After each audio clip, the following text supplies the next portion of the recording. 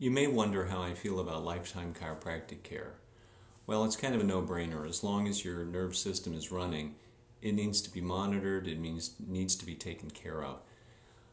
Before I became a NUCCA doctor, I was studying the NUCCA procedure, and I figured that it would be smart to become a NUCCA patient as well. And up until that point, I thought it was normal to have headaches, migraine headaches, a couple of times a month, sinus infections all the time, and I just thought that was what you deal with, and with my particular setup and the problems that I grew up with. I thought that was normal, and I didn't know that there was better. After my initial NUCCA correction, I had 10 days of feeling pretty good. And then on day 10 I had a pretty bad sinus infection, what appeared to be a sinus infection, except that this time it didn't respond to any of the remedies that I usually use. And 6 weeks later, that cleared up. Now what's interesting is two things. First of all, that was the last time I had a sinus infection, and also about 8 months after that I realized that my migraine headaches were disappearing.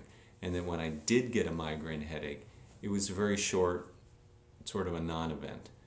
And eventually they disappeared altogether. So what we had here was a complete failure to realize how sick I was, and that there was something better out there. And there was something better in here, too, that was supposed to be working. And it just never was given a chance.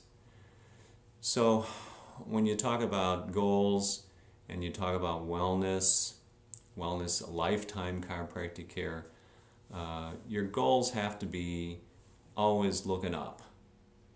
And in other words, you want to have hope that there's something better that can be achieved in your health and in your life.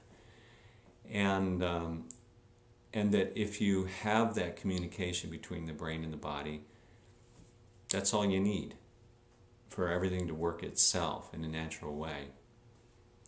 So when you talk about lifetime chiropractic care, we're talking about getting checked to make sure that you're still holding your adjustment.